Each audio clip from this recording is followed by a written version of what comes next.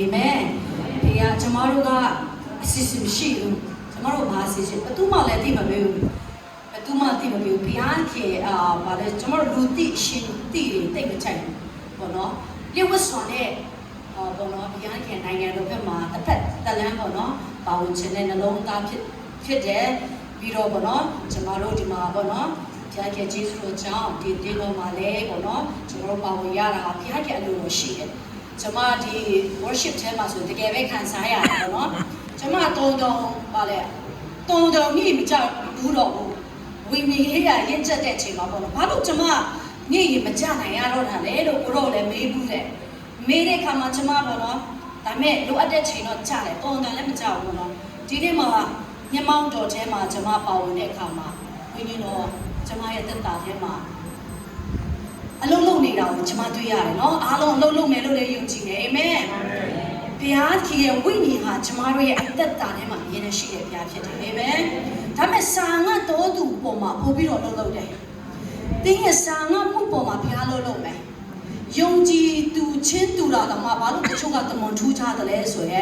ဲသူတို့ရဲ့အသက်တာထဲမှာစာငတ်ခြင်းနဲ့အသက်ရှင်ခြင်းပုံမှာဘုရားခင်ကအတိအမှန်ပြုတယ်အမှတ်ပေးတဲ့ဘုရားဖြစ်တယ်အာမင်ဒီကြောင့်ကျွန်မဘောနော်ကျွန်မကတော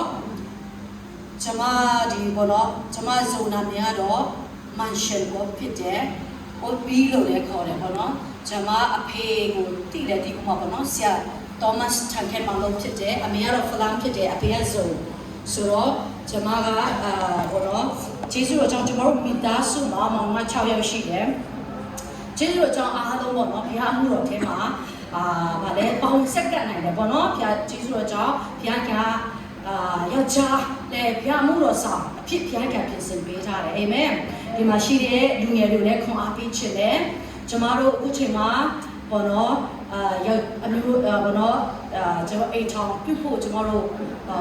့အားလုံးကစီစဉ်ရှိမှာဖြစ်တယ်ဆိုတော့ကျမတို့အိမ်ထောင်အတွက်လည်းကျမဆုတောင်းဖို့လိုတယ်ကျမတို့ဘောနော်တကယ်ယုံကြည်ခြင်းနဲ့ဆုတောင်းပါပုံပေါ်ပါပြီးတော့ကျမတို့တက်တာထဲမှာတန့်ရှင်းစွာနေပါအာမင်တန့်ရှင်းခြင်းကိုဘုရားကကောင်းချီးပေးတာဖြစ်တယ်အာမင်တင်တန့်ရှင်းရင်တန့်ရှင်းတဲ့ယောက်ျားတင့်ပေါ်မှာရောက်လာလိမ့်မယ်အာမင်တင်မတန့်ရှင်းရင်တော့အဲ့တော့နော်ကိုယ့်ရဲ့စိုက်တဲ့အတိုင်းကိုရေးရမယ်တဲ့အာမင်ဒီတော့ကျမတို့ဘာစိုက်တယ်လဲဆိုတာအရင်ကြီးကြည့်တယ်နော်ဆိုတော့ဆရာမနေထားလဲတင်တယ်နော်တချို့ကစုပေါ်မှာယုံကြည်ခြင်းကဆရာမပြောတဲ့ယုံကြည်ခြင်းပေါ့ဒါပေမဲ့ယုံကြည်သူတွေရဲ့အသက်တာထဲမှာလည်းကိုစိုက်တဲ့အတိုင်းကိုရိပ်ရတာဖြစ်တယ်အာမင်ဒီလိုကြောင့်ကျမတို့ဘာစိုက်ဘာရိပ်ချင်လဲညစိုက်ပါအာမင်ဒီလိုကြောင့်ကိုအားပေးချင်တယ်ကျမဘောနော်အခုဆိုရင်အမေနဲ့ဖေကအမေရိကန်မှာနေတယ်သူတို့ချစ်စုတော်ကြောင့်အခုသူတို့ဘောနော်နေထိုင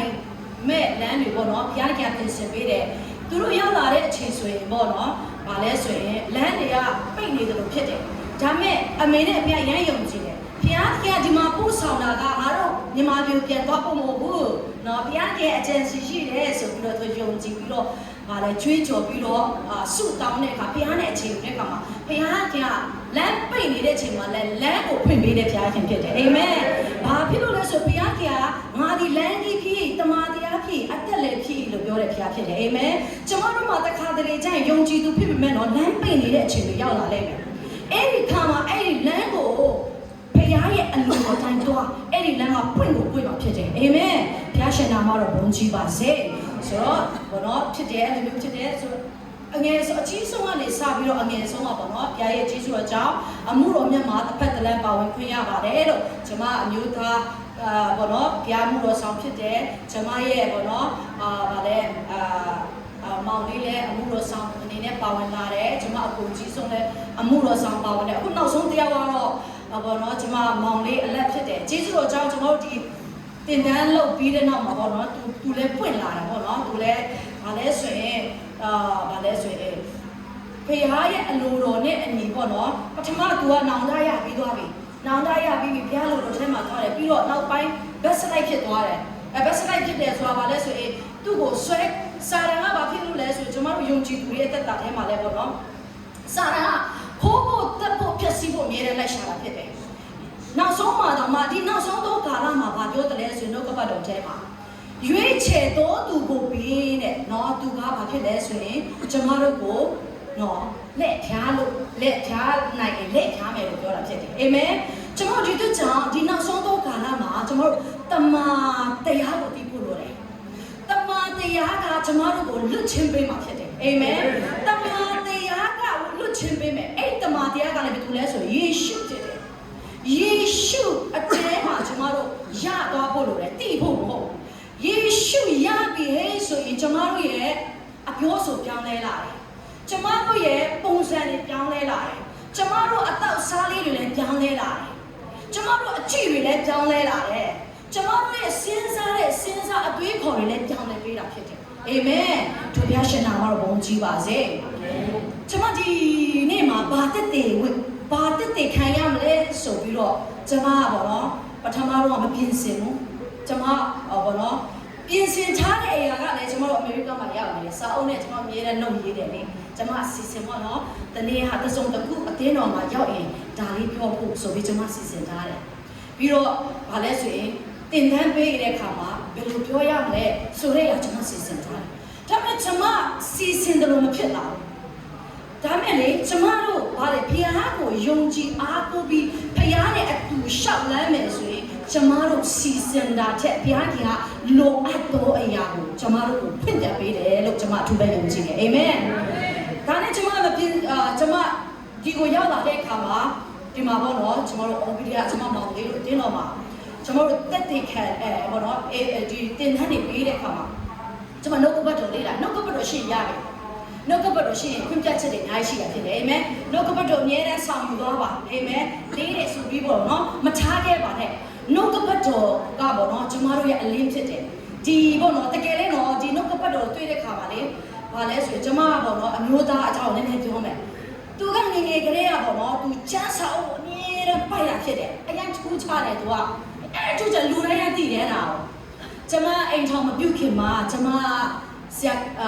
ကျော်ဦးရဲ့သားတယောက်နဲ့မင်္ဂလာဆောင်ရတော့မယ်ဆိုတော့ဆရာကနေကတည်သွားရောဆရာကနေကတည်သွားတဲ့ခါမှာကျမဆိုရင်တာပေါ့ဘယ်သူနဲ့အိမ်ထောင်ပြုတ်မှလဲတဲ့အငယ်ကောင်လားအချီကောင်လားတဲ့ကျမပြောတယ်လေကျမပြောတဲ့ခါကျမအချီဟုတ်တယ်လို့ပြောတာအိုးခေါင်းနေတဲ့အဲ့ဒီအချီရတဲ့ဘုရားကိုကြောက်ရွံ့နေတဲ့အပြည့်နဲ့ကျန်းစာခိုင်နေတဲ့ဘုရားနဲ့ကြွားလာတတ်တယ်တဲ့နေကောင်းကြီးခံစားရမယ်တဲ့အဲ့လိုပြောတယ်လေအိုးအဲ့ဒါနဲ့ပေါ့နော်ပြောချင်တာပါလဲဆိုရင်တက်တင်ပေါ့နော်လူတွေကဘာဖြစ်လဲဆိုတက်တင်မြင်နေရတာဖြစ်တယ်ပြောတော့မပြောဘူးအဲ့ချိန်မှာသူဆိုရင်စကားချစ်သေးတယ်အဲ့ချိန်တုန်းကဆိုတော့ဒီလိုမျိုးရဲရဲဝံ့ဝံ့လူတွေအချိန်မှာမပြောနိုင်သေးဘူးသူကစကားချစ်တယ်ဘုရားကအသုံးပြုတဲ့အချိန်မှာသူစကားတွေချစ်တဲ့စကားတွေအားလုံးကလည်းလေပွင့်သွားတာဖြစ်တယ်ဘုရားအထဲမှာနော်ကြားမချင်းရှိတယ်နေသက်ချင်းရှိတယ်အောင်မြင်ခြင်းရှိတယ်ဘာဖြစ်လဲဆိုရင်နိလန်းတဲ့မျိုးမျိုးရှိတယ်ဉာဏ်ပညာရှိတယ်အာမင်ဘုရားရဲ့အလိုတော်ကိုဘယ်လိုဆက်ပြီးတော့လှုပ်ဆောင်နိုင်လဲဆိုတာဘုရားရဲ့အထဲမှာရှိတယ်ကျမတို့ဆရာရဲ့တွင်တင်ပေးလိမ့်မယ်နှီးညွှန်းဆောင်တဲ့တော့သူတို့လည်းဘုရားဖွင့်ပြချက်တွေနဲ့တွင်တင်ပေးပေမဲ့ကျမတို့ရဲ့သက်တာထဲမှာဘုရားကျမတို့ကတော့အခုခုဘုရားကြောင့်မသိခင်ပဲဖြစ်ဖြစ်တင်တဲ့ခုခုပေါ့နော်ကျမတို့မသိခင်ပါလေအသက်တာကိုမိမိအိမ်မှာဆက်ကကြပါဘုရားခင်ဒီနေ့မှာကိုရောပြောစီခြင်းနဲ့ကိုရောသိစီခြင်းနဲ့ကိုရောကြားစီခြင်းနဲ့ကျွန်တော်ကျမအပေါ်မှာလူကြီးမသွားပါနဲ့အဲ့ဒီမျိုးစေ့ကိုကျွန်တော်ပေါ်မှာပြန်လဲပြီးတော့အသက်တော်မျိုးစေ့ကိုပြန်လဲပြီးတော့ချပေးပါဆိုပြီးတော့ဆုတောင်းပြီးတော့ဆက်ကပ်ပြီးတော့လာတဲ့လူတွေမလာတဲ့တော့ကွာသွားမယ်အာမင်ဒါခီးဖြစ်တယ်ကျမအသက်တာထဲမှာသုံးဆွဲလာတဲ့အရာဖြစ်တယ်ကျမဒီလိုမျိုးတော့လူရဲ့ရှေ့မှာဗာလဲဆိုရင်ရက်ဖို့ကျမလည်းဒူးတုံတဲ့လူဖြစ်တယ်အရန်ကြောင့်ငငယ်တုန်းကတော့ပါစတာကနေပေမေတွေပိုးပွားနေစားပြီးအားလုံးအတိဆရာလေးအတိမှာပေါ့နော်အပိုးပွားနေစားပြီးတော့ဘုရားအမှုတော်ဆောင်ပေမဲ့ကျမမှာလွတ်ချင်းမရှိဘူးလေလွတ်ချင်းမရှိတဲ့ကမှာခရစ်ယာန်တာပြောတာကျမအမိခံဖြစ်နေတာဒီကကြောင့်ပေါ့နော်ဒီမနေ့ကလည်းကျမပေါ့နော်ဘာဟောမလဲဆိုပြီးတော့ကျမဗာလဲဆိုပြင်ဆင်တဲ့အရာတွေကျမအားကိုးတဲ့အခါမှာမဟုတ်ဘူးကဲတင်ချင်းအကြောင်းကိုကျမနားထောင်ခိုင်းတယ်ရတယ်အင်ဝင်ဒီအကြောင်းပေါ့ကဲတင်ချင်းအကြောင်းကိုပဲပြန်လဲပြီးတော့ဒီမှာလဲဆိုရင်ကျမဗာလဲ YouTube မှာနားထောင်ဖို့ရန် no ဆိုတဲ့ကောင်မှာကျမနားထောင်တယ်အခုဒီမနေ့ရောက်လာရောဆရာမနီလာကဲတင်ချင်းအကြောင်းတင်မျိုးဟာဘုရားတခင်ကဒီအတင်းတော်မှာနော်စစ်မှန်တဲ့ကဲတင်ချင်းကိုနော်ဘုရားက ပေးခြင်းနေပြီအာမင်စစ်မှန်တဲ့လွတ်မြောက်ခြင်းကိုဘုရားခင်ကပေးခြင်းနေပြီအာမင်စစ်မှန်တဲ့ဘုရားလူဖြစ်ဖို့ရဘုရားခင်ကတင်တဲ့ကျွန်တော်ခေါ်ထားတာဖြစ်တယ်အာမင်ဘုရားခမဲတော်ရဲ့အလိုကိုဆောင်တော်သူသားလည်းပဲကောင်းကင်ရောက်မယ်တဲ့စဉ်းစားကြည့်နော်ကျွန်တော်တို့အရင်တော့နော်ကျွန်တော်တို့သိတာနော်ယေရှုကိုယုံကြည်ရင်ကောင်းကင်နိုင်ငံရောက်မယ်ဟုတ်တယ်အဲ့ဒါတော့အခြေခံအောင်မြင့်အဲ့ဒါပြီးရင်ခမဲတော်ရဲ့အလိုကိုဆောင်ဖို့ဘုရားကအလိုရှိတာဖြစ်တယ်အာမင်ဒီတော့ကျွန်မနားမလည်နိုင်ဘူးဒါပေမဲ့အိုးကျွန်မမျိုးတော့ပြောတယ်ယောက်ျားနော်ဖះခင်ကအခုကိုအလုံးလုံးချင်တာဖြစ်တယ်အဲကြောင့်မို့တော့နော်ဇာနေသိမ့်မကောင်းဘူးလေ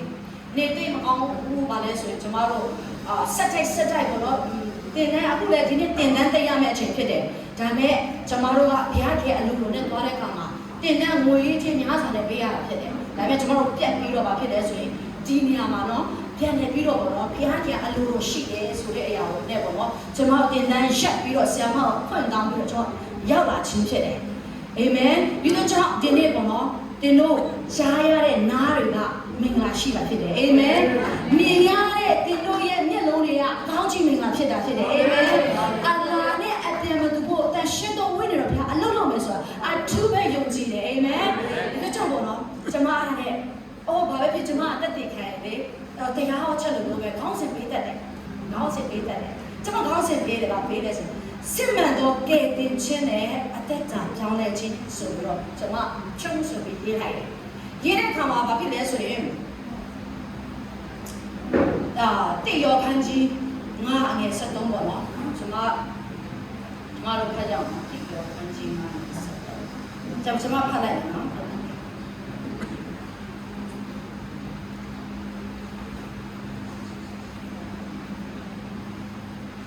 ဒီရှုနာမ၌ဖတ်တဲ့တိယောခန်းကြီးငါငယ်73ဘုရားခင်သားတော်ကိုယုံကြည်သောတင်တို့သည်ခြာရအသက်ကိုကိုယ်တိုင်ရသည်ဟုသိစေခြင်းကဤအရာများကိုတင်တို့အားငါရေး၍ပေးလိုက်၏အာမင်ဒီမှာနှုတ်ကပတ်တော်မှာကိုယ်တိုင်နော်ခြာရအသက်ကိုကိုယ်တိုင်ရသည်ဟုသိစေဖို့ဘုရားခင်ဒီနှုတ်ကပတ်တော်ကိုကျွန်တော်ပေးလိုက်တာဖြစ်တယ်ပြီးတော့ကျွန်တော်တို့ဘာလဲဆိုရင်ကဲတင်ချင်းအကြောင်းကိုကျွန်တော်တို့သိတာကောင်းတယ်ပြီးရင်သိတာနဲ့ရတာကပြန်ပြီးတော့ပွဲပြားပြီးတော့ထူးခြားစေတာဖြစ်တယ်ကျွန်တော်တို့ကိုဘာလဲယုံကြည်ခြင်းချက်မှာလဲတိုးပွားစေတာဖြစ်တယ်ဆိုတော့ကျွန်မပေါ့နော်အဲ့ဒီအကြောင်းနဲ့ပတ်သက်ပြီးတော့ကျွန်မပေါ့နော်အသက်တာပြောင်းလဲလာတဲ့ဒူရဲ့ပေါ့နော်အကြောင်း9ယောက်အကြောင်းနဲ့ပေါ့နော်ကျွန်မဝင်ရခြင်းတယ်အဲ့ဒါကဘယ်သူလဲဆိုရင်နံပါတ်1ပေတရုနဲ့ကောနေလိနော်သူ့ရဲ့အသက်တာဖြစ်တယ်နော်ကျွန်တော်တို့သိပြီးသားဖြစ်မှာပဲသူကောနေလိကမယုံကြည်သူဖြစ်တယ်ဒါမဲ့သူကကောင်းသောအမှုကိုပြုတယ်တဲ့ကောင်းသောအမှုကိုပြုတဲ့အခါမှာအဲ့မှာပေတရုထံမှာ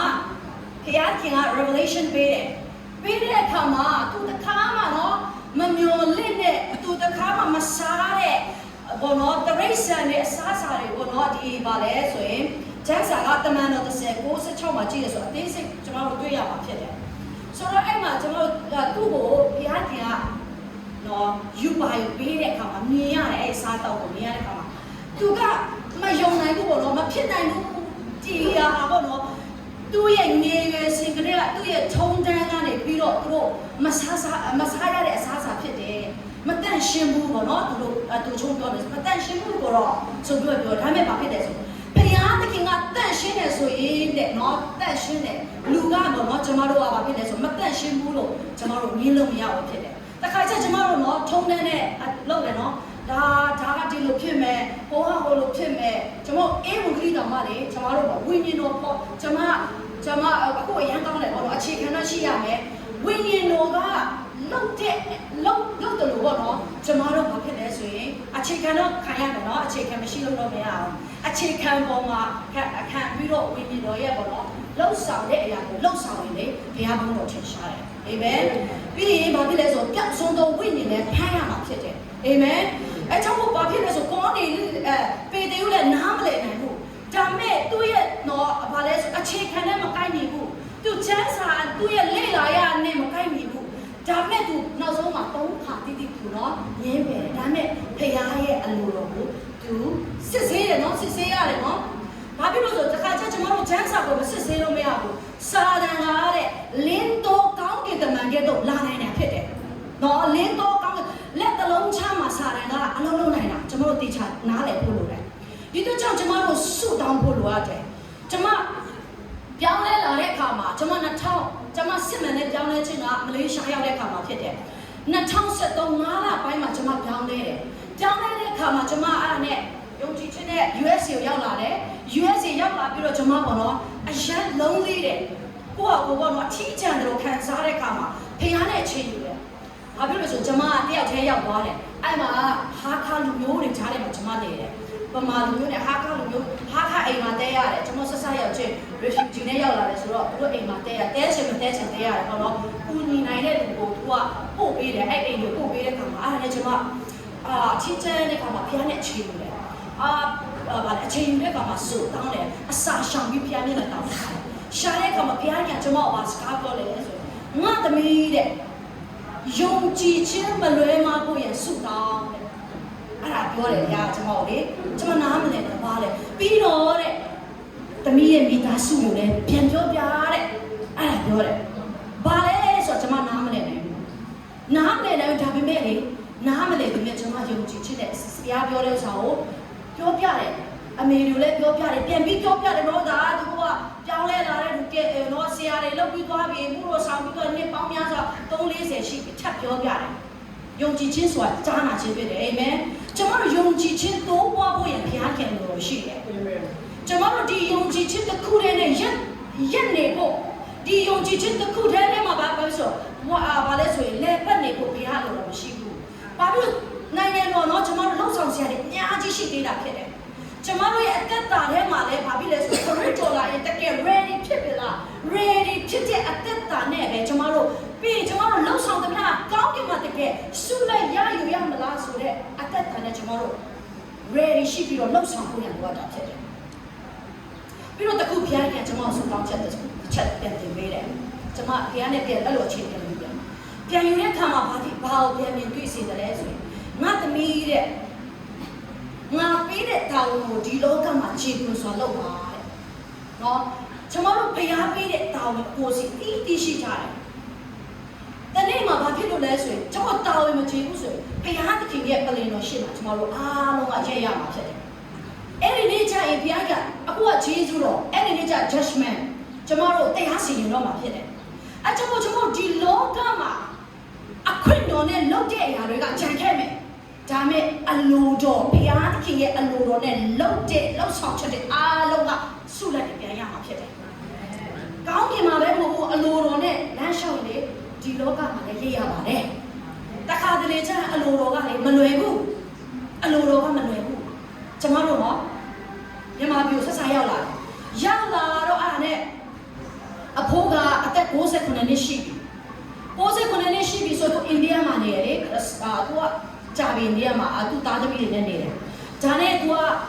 ့သူဗါလဲငါတော့တော့တည်ခဲ့ရေးတဲ့ငါမြန်မာပြည်မှာပဲတည်ချင်တယ်တဲ့။ तू ကတာဟတ်မှာနေတယ်ဆိုတာဟတ်မှာတည်ချင်တယ်တဲ့အကြောင်းကိုတဲ့မြန်မာပြည်ပြန်လာမယ်ဆိုပြီးတော့အချောင်းမျိုးကြောင့်ဘုရားပြန်လောက်တာဘုရားလောက်တဲ့နေရာပေါ့နော်။ကျွန်တော်တို့မသိဘူးကျွန်တော်တို့လာတဲ့အချိန်မဲ့သူလည်းရောက်လာတဲ့ခွက်သိဖြစ်နေတာ။အဲ့ဒါနဲ့ပေါ့နော်သူရောက်လာပြီးတော့အဲ့ဒါနဲ့သူ့ရဲ့သမီးတွေဆရာပေါင်တိမှာပေါ့နော်ဆရာပေါင်စုတောင်းအဆောင်ဖြစ်တယ်နော်စုတောင်းဆောင်ရှိတယ်သူတို့ prophet ဖြစ်တယ်သူကတရားကအင်မတန်မှအသုံးပြုတာဖြစ်တယ်ဆိုတော့သူ့ရဲ့တက်တာတော့အများကြီးမပြောတော့ဘူးနော်သူတို့စီကိုရောက်ပြီးတော့သူအကြီးကျယ်ပွဲလုပ်မယ်အခုရောက်လာတယ်ဆိုဂျေဇုတို့ကြီးမွန်ပွဲဒါလည်းဗာလေနောက်ဆုံးဖြစ်လည်းဖြစ်နိုင်တယ်လေမသိဘူးလေဆိုတော့ပွဲအကြီးကျယ်လုပ်ဖို့ရလုပ်မယ်အဲ့ဒါကိုအမေကအတင်းမာထားတယ်ငါသမီးတဲ့ဒါလည်းဖြစ်အဖိုးရဲ့ပေါ့နော်နောက်ဆုံးနေ့လည်းဖြစ်နိုင်တယ်ဂျေဇုတို့လည်းချီးမွမ်းတာဖြစ်တယ်နင်တို့ပေါ့နော်ဘာပဲဖြစ်အချိန်ရတယ်ဆိုတော့မသွားဖြစ်အောင်သွားနော်ဆိုပြီးအမေရဲ့မာတယ်ပြီးတော့အတော်ကိုယ်တိုင်ကဖုန်းဆက်ပြီးတော့ပြောတယ်ပြီးတော့စာတွေ voice message တွေနဲ့ပို့ပြီးတော့ကျွန်မကိုပို့တဲ့ခါမှာကျွန်မကဘာဖြစ်လဲဆိုရင်တွားချင်တယ်လေအမေစကားကိုလည်းမလွန်ဆန်ချင်ဘူးဒါမဲ့ဘာဖြစ်တယ်ဆိုရင်အမျိုးသားပြောတယ်ငါတို့ကိုဘုရားခင်ကဘာခိုင်းတာလဲငါတို့ကအခွင့်တော်နဲ့သွားမလားဘုရားကငါတို့ဘာအရင်လောက်ခိုင်းလဲဆိုတော့ငါတို့စုပေါင်းထားတာမေ့ဘူးလားဒီမှာဆိုပြီးပြောတဲ့အခါကျွန်မနားချင်တယ် နော်မိမစကားကိုငင်းပယ်ရတယ်တစ်ခါတလေကြာအလိုတော်ဆောင်တဲ့ခါမှာလေကိုအတော်တွေလည်းငင်းပယ်ရတယ်တစ်ခါတလေကြာအလိုတော်ဆောင်တဲ့ခါအေးဟုတ်တယ်နော်ငါတို့ဘုရားခင်ခိုင်းတာငါတို့အရင်လုပ်ရမှာဟောဆိုပြီးတော့ကျွန်မဝန်ခံပြီးတော့ကျွန်မလုပ်ရတယ်မလွယ်ဘူးမိဘတွေအလိုတော်ဆောင်တာလေငင်းပယ်ရတယ်အများကြီးရှိတယ်ဒီမှာယေရှုကိုယ်တိုင်ကနော်ဂေတာရှင်မဥယျာဉ်ထဲမှာသူကဘာပြောလဲဆိုရင်သူနော်အမတန်မှစိတ်ညှိုးငယ်တယ်လို့ပြောတယ်။သုံးချိန်တိုင်တာအဲ့ဒီစုကိုတောင်းတယ်။အိုအဖာဤခွက်ကိုအကျွန်တော်မှလူ၍လူလို့တောင်းတယ်လို့ဖြစ်ပေးပါလေ။တော့မင်းကျွန်တော်အလိုတိုင်းဖြစ်ပဲနဲ့ကိုတော့အလိုတိုင်းဖြစ်ပါစေဆိုပြီးတော့သုံးခေါက်စုတောင်းလာဖြစ်တယ်။အဲ့ဒီခါမှာဘာဖြစ်လဲဆိုရင်သူနော်မြေကြီးကြတာမှတော့ရဲရဲဆက်ဆက်တွေးခဲ့တော့ချွေးရတွေးခဲ့တော့ဖြစ်တယ်ဆိုတော့ကျွန်တော်တို့တွေ့ရတာဖြစ်တယ်။အလိုလိုဆောင်ခြင်းကအယံကိုခက်တယ်ဒါပေမဲ့အလိုလိုဆောင်နိုင်ရင်လေအောင်မြင်ခြင်းကအလိုလိုလာတာဖြစ်တယ်။ဘုရားကတာဝန်ယူတာဖြစ်တယ်။အာမင်။အဲ့ဒီခါမှာ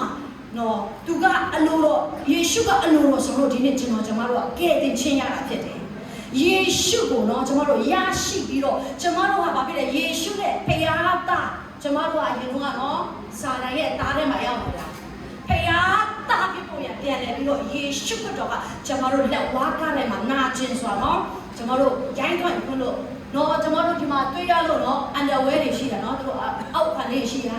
တကယ်သူ့ကိုသူ့ရဲ့တမိုင်းမှာဆိုဘာမှမရှိဘူးပြောင်းလက်ဖြစ်တယ်အရှက်ဝဲခံတယ်တွေးထွေးချင်းခံရတယ်ညံပန်းနှိမ့်စစ်ချင်းခံရတာဖြစ်တယ်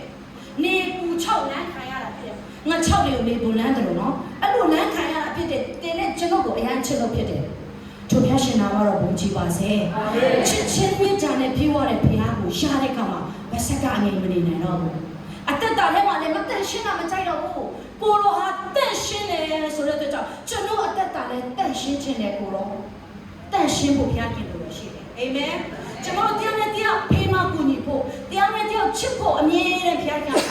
ပြီးကျွန်တော်ရဲ့သက်တာထဲမှာနောင်တတဲ့နေ့စဉ်တိုင်းမှာကျွန်တော်တို့နော်ဗုဒ္ဓဘာသာတွေကဘယ်လိုဆုတောင်းလဲဆိုမနေ့တိုင်းမှာကာယကံဝစီကံမနောကံနဲ့ပြမမီတော့ပြများကိုနော်သူတို့အမြင်နဲ့တောင်းပန်လေးရှိတယ်။ဒါတွေကလေစာရဏသိတယ်နော်စာရဏဘုရားရဲ့နေတဲ့ຢာတွေလည်းနော်အဲ့ဒီဘာသာတိုင်းတွေမှာထည့်ထားတာလည်းရှိတယ်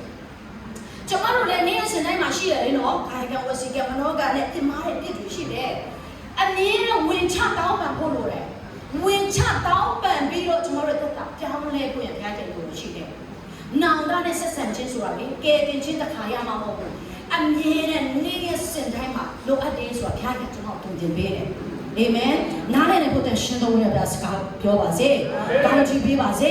။နော်ဒီမှာပေတရုနဲ့ကောနေလေးကတော့အဲ့မှာသူမယုံဘူး။သူ့ရဲ့ယုံကြည်ခြင်းနဲ့မခိုင်ဘူးဒါနဲ့ဘုရားစကားနားထောင်တဲ့အခါမှာကောနေလေးမျိုးမိသားစုနဲ့တိုင်းဝိုင်းကကဲတင်ခြင်းကိုရသွားတာဖြစ်တယ်။အာမင်။ပြီးတော့နောက်ထပ်တရားကဘာတူလဲဆိုရင်ကျွန်တော်တို့သိတယ်ပေါ်လို့ဖြစ်တယ်။သူကကျွန်တော်တို့သိတယ်နော်ဒီမှာဆရာတကယ်ဆရာကြီးနော်ကျွန်တော်တို့တမာဒီမှာနော်ကျန်းစာကျောင်းကဖွင့်ထားတာလည်းဖြစ်တဲ့အတွက်ကြောင့်ပေါ်လို့ရဲ့တက်တာထဲမှာသူကကျန်းတဲ့ပုဂ္ဂိုလ်ဖြစ်တယ်ကျန်းစာတွေညအကုန်ရေချိုသူသိပြီးသားဖြစ်တယ်ဒါမဲ့သူ့ရဲ့တက်တာထဲမှာခရစ်တော်ရလာတဲ့အခါမှာသူ့ရဲ့အခြေအနေအားလုံးကပြောင်းလဲသွားတာဖြစ်တယ်အာမင်ကျွန်တော်တို့တော့အသေးစိတ်တော့မပြောတော့ဘူးကျွန်တော်တို့ရဲ့တက်တာထဲမှာပြောင်းလဲဖို့ရဘုရားကလိုလိုရှိတာကိုပြောချင်တာဖြစ်တယ်ဒီနေ့ကျွန်တော်တို့ကယေရှုကိုယုံကြည်တယ်ဆိုရင်ဒီနေရာလေးမှာနေဖို့မဟုတ်တော့ဘူးအာမင်တိုးချက်ဖို့ထပ်ပြီးတော့နော်ငါအတင်းတော်မှာတားပြီးတိုးသွားဖို့ရကျွန်တော်တို့ဆရာတွေမှာလည်းမဟုတ်ဘူးအတင်းသူအတင်းသားတိုင်းမှာတာဝန်ရှိတာဖြစ်တယ်လူကြီးလူငယ်အားလုံးကကျွန်တော်တို့မှာတာဝန်ကိုဘုရားကပေးထားတာဖြစ်တယ်အဲ့ဒီတာဝန်ကြီးမှကျွန်တော်တို့ခေါင်းကင်ရောက်ပြီးဆုလက်များကိုပြန်လဲရမှာဖြစ်တယ်ဆရာတို့ရတာထက်တော့မှရမယ်ဒါမို့နော်ရကောင်းရနိုင်မှာပြောလို့မရဘူးနော်အငယ်ဆုံးသူတို့လည်းအကြီးဆုံးဖြစ်မယ်တဲ့နောက်ဆုံးသူကလည်းအရင်ကြမယ်တဲ့အရင်ကြတော့သူလည်းနောက်ဆုံးတော့ဖြစ်နိုင်တဲ့ပြောလို့ကျွန်မထက်တော့မှတော့ဆုရရရင်ရသွားနိုင်ဘူးမှာပြောချင်တာဆရာလည်းနော်ဒီမှာတင်းသူတင်းသားနဲ့ရရင်ရသွားနိုင်မယ်ပြောလို့မရဘူးနှလုံးသားကိုကြည့်တဲ့ဘုရားခင်ဖြစ်တယ်ကျွန်တော်နှလုံးသားတန့်ရှင်းစွာနှလုံးသားမှန်ကန်စွာဖြောင်းမှခြင်းနှလုံးသားနဲ့အခွင့်တော်မဟုတ်ဘဲနဲ့အလိုတော်နဲ့လမ်းလျှောက်တဲ့သူကတော့ဘုရားရှိလူရှိမှာတန့်ရှ ရှင်သူရှင်ကောင်းကင်တမန်ရှင်အသက်ကြီးသူတွေရှင်ခမဲတော်သားတော်တန်ရှင်တော်ဝိညာဉ်တော်ရဲ့ရှင်မှာကျမတို့ကဆုလက်တွေပေါ်တော့မှာဖြစ်တယ်အာမင်နားလည်းဖို့ဘုရားရှင်ကောင်းချီးပေးပါစေနောက်ထပ်တစ်ယောက်ကဘယ်သူလဲဆိုရင်ကျမတို့သိတယ်ပေါ်လူနဲ့ထောင်မှုတော့သူရဲ့သက်တာထဲမှာထောင်ထဲမှာညှိုးနှင်းချက်မရှိတော့မပြောနဲ့ကျမတို့ဘာဒုက္ခရောက်ရလဲဘုရားနာမနဲ့တွားလို့ကျမတို့ဆင်းရဲဒုက္ခရောက်ရင်လည်းလေဘုရားခင်ကလေအော်ဘောဆိုတာလုပ်ပေးမှာဖြစ်တယ်အာမင်ပေါ်လူနဲ့ထောင်မှုကဘာဖြစ်လဲဆိုပေါ်လူကထောင်ထဲမှာရောက်တဲ့ကမှာဘုံတော်ပဲချီးမွမ်းတယ်အဲ့ဒီခါမှာဘာဖြစ်လဲဆိုရင်ဘုရားကလုံးလုံးတယ်အလုံးလုံးကတမှုမှအကုန်လုံးတမှုကချောက်ပြီးချောက်တဲ့ကသူထိုးတက်ဖို့လုပ်တယ်ဒါပေမဲ့ဖျားလူရဲ့ဖျားလူကစကားပြောချင်ပေါ်တော့ထောင်မှုနဲ့ပါပြီလဲဆိုရင်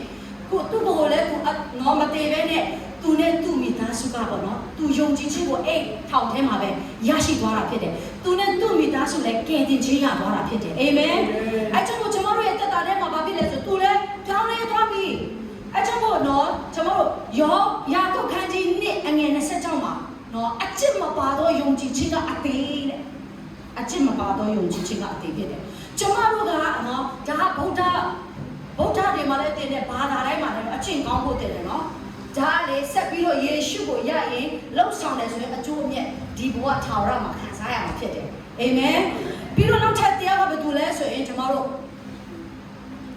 ဘိုလ်ချုပ်ကြီးနေမှန်နဲ့နော်ဘိုလ်ချုပ်ကြီးနေမှန်တက်တာတိမှာပဲလေသူရဲ့တက်တာထဲမှာသူကမယုံကြည်သူဒါပေမဲ့တနေ့ကျတော့ဖခင်ရဲ့လူမျိုးတယောက်အမျိုးသမီးငယ်နော်သူတို့ဖမ်းတာတဲ့ခါမှာအဲ့ဒီအားဖြင့်ဘုရားကအေလိရှဲကိုသုံးပြုခြင်းအဖြစ်သူ့ရဲ့အသက်တာထဲမှာကယ်တင်ခြင်းရသွားတာတွေ့ရတာဖြစ်တယ်အာမင်ဘုရားသခင်ကကယ်တင်ခြင်းကိုအမျိုးမျိုးပေးတဲ့ဘုရားသခင်နဲ့အနာရောဂါငင်းခြင်းအဖြစ်ကယ်တင်ခြင်းပြောက်တယ်ထောင်ထဲမှာနေခြင်းအဖြစ်ကယ်တင်ခြင်းရှိတယ်အကောင်းမှုကုသိုလ်နော်ဘုရားနဲ့နှလုံးသားမှန်စွာနဲ့လုပ်နေခြင်းအဖြစ်ကယ်တင်ခြင်းရသွားတာတွေပုံစံမျိုးမျိုးတွေ့ရတာဖြစ်တယ်နောက်ဆုံးမှာဘယ်သူလဲဆိုရင်ပေတရုနဲ့ယောဟန်ကဘာဖြစ်လဲဆိုခြေမစွမ်းသူတယောက်စီလာပြီးတော့ကဲတင်ချင်းရသွားတော့လေကျွန်တော်တို့တွေ့ရတယ်နော်အဲ့မှာဘာဖြစ်လဲဆိုသူကညော်လင့်နေတဲ့အရာကဘာဖြစ်လဲဆိုရင်ပတ်စံလာစားဖို့တောက်ဖို့တခုညော်နေတယ်ဒါပေမဲ့စစ်မှန်တဲ့ဖခင်လူရောက်လာတဲ့အခါမှာစစ်မှန်တဲ့ဖခင်လူနော်ရောက်လာတဲ့အခါမှာဒီနေ့သူကကျမ်းမာခြင်းသူလိုချင်တာတောင်းတတာထက်တာ၍ကောင်းသောအရာကိုဖခင်ကပြင်ဆင်ပေးတာကိုတွေ့ရတာဖြစ်တယ်အာမင်ဒီလိုကြောင့်ကျွန်တော်တို့တခါတလေမှာကျွန်တော်တို့တန်းကြတာလိုချင်တာထက်တာ၍ကောင်းတဲ့အရာကိုအမြဲတမ်းဖခင်ကပြင်ဆင်ပေးနေတယ်ဆိုတာကျွန်တော်တို့ယုံကြည်ရအောင်အာမင်ဒါဆိုရင်ကျွန်တော်တို့ရဲ့အသက်တာထဲမှာဘုရားဘုန်းတော်ထင်ရှားခြင်းတွေ့ရမှာဖြစ်တယ်အာမင်ပြီးတော့ကျွန်တော်တို့ဘောနော်ယုံကြည်ခြင်းဆိုတော့ကျွန်တော်ပြောသူတခါတလေတဲ့နော်ကျွန်တော်တို့အသက်တာထဲမှာယုံကြည်ခြင်းကနော်ကျွန်တော်တို့ကရက်တန်းတယ်တစ်ကောခန်းကြီးမှာပြောလဲဆိုရင်တစ်မှာကျွန်တော်မဆုံးမလင်တော့ယုံကြည်ခြင်းနဲ့ဆုံးလင်ခြင်းယုံကြည်သူငယ်ကဲတော့နဲ့ဘာဖြစ်လဲဆိုရင်ရင့်ချက်တဲ့ယုံကြည်ခြင်းကိုတွေ့ရတော့တစ်ကောခန်းကြီး73မှာကြည့်နေဆိုတွေ့ရတာဖြစ်တယ်ပြီးတော့မျက်မှန်ကြည့်တကယ်တော့အရေးလိုပဲကျွန်တော်တို့တွေ့ရတဲ့အချိန်ဖြစ်တယ်ပြီးတော့ရင့်ချက်လာတဲ့အချိန်ရှိတယ်နော်အဲ့ဒီအရာတွေကျွန်တော်တို့ပြောချင်တဲ့အရာကဘာဖြစ်လို့ဆိုယုံကြည်ခြင်းကိုဘုရားကတိုးလာဖို့ရဘုရားရဲ့လိုရှိတယ်ယုံကြည်ခြင်းတိုးလာတဲ့ကမာနကြီးသွားတာမဟုတ်ဘူးနော်နှိမ်ချသွားတာဘောလူကဘာပြောတယ်ဆိုရင်သူစတင်ပြီးတော့သူယုံကြည်လာတဲ့အခါမှာလေတစ်ကောခန်းစီ7:5မှာလေတမန်တော်မှာငါတဘာဘာဖြစ်တယ်နှစ်မှာကျတော့တစ်ကောခန်းစီ15ငယ်9မှာအငယ်ဆုံးတမန်တော်ထဲမှာတဲ့ငါဟာအငယ်ဆုံးဖြစ်တယ်သူတာ၍နှိမ်ချသွားတာနံပါတ်3မှာဘာပြောလဲဆိုအိဖက်3:9မှာဆိုတန်ရှင်းသူတွေထဲမှာငါဟာအငယ်ဆုံးတန်ရှင်းသူဆိုတာယုံကြည်သူတွေထဲမှာပြောတယ်နံပါတ်4မှာဆိုတိတိခန်းကြီးတင်ငယ်15မှာအပြစ်ရှိတော်သူတွေအပြစ်ရှိလောကသားတွေအားလုံးအပြစ်ရှိတော်သူလေနော်အပြစ်ရှိတော်သူထဲမှာဆိုရင်ကျွန်တော်ဟာတဲ့အပြစ်အကြီးဆုံးပါသူတေခံနေမှာရလိုက်တဲ့ရလက်အဖြစ်ဖြစ်တယ်နှိမ်ချခြင်းကိုဖျားကလို့ရှိတော့တုံ့ပြန်ပေးတော့တွေ့ရတာဖြစ်တယ်ဆိုတော့ပေါ့နော်ကျွန်မဒီကနေ့ပေါ့နော်ခွန်အားပေးခြင်းတယ်ကျွန်တော်တို့အသက်တာထဲမှာဒီနေ့ကျွန်တော်တို့ဝေမျှတာပေါ့နော်ကျွန်တော်အဓိကခေါင်းစဉ်ကပါဖြစ်တယ်ဆိုတော့ပေါ့နော်ယောဟန်ထဲမှာပေါ့နော်ကျွန်တော်တို့တွေ့ရတာဖြစ်တယ်တမန်တရားကိုတည်၍လွတ်ခြင်းကိုပေးမယ်လို့ပြောတယ်အာမင်ကျွန်တော်တို့တမန်တရားကိုမသိနေတဲ့၍ကျွန်တော်တို့ချီနှောင်နေတာဖြစ်တယ်မလွတ်မြောက်နိုင်ဘူးဖြစ်တယ် ဒီအရာနဲ့ပေါ့နော်ကျမတို့ဘယ်နေရာမှာပဲရောက်ကျမမတာအိမ်ပဲရောက်ပြောမယ်ဆိုတော့ဟိုးဘာလဲဆိုရင်မင်္ဂလာဆောင်အိမ်ပဲရောက်ယေရှုတော်ချီးမွမ်းအိမ်မှာပဲရောက်ဒီဖခင်သခင်ရဲ့ကောင်းမြတ်ခြင်းကမကုံဆုံးနိုင်ဘူးဒီမှာပြောလို့ဆိုလေကုံဆုံးနိုင်မှာမဟုတ်ဘူးเนาะဒီတော့ကြောင့်ဒီအရာလေးနဲ့ပဲပေါ့နော်ကျမပေါ့နော်အနေငယ်ဝင်များရင်းနဲ့အရောက်စစ်တိုင်းဖျားရှင်ကောင်းချီးပေးပါစေလို့တော့ကိုဆက်လိုက်ပါတယ်ကျေးဇူးတင်တဲ့အရောက်စစ်တိုင်းကိုမအတက်တက်ရှင်တော်ဝိတော်ဖျားအလိုလိုပါစေ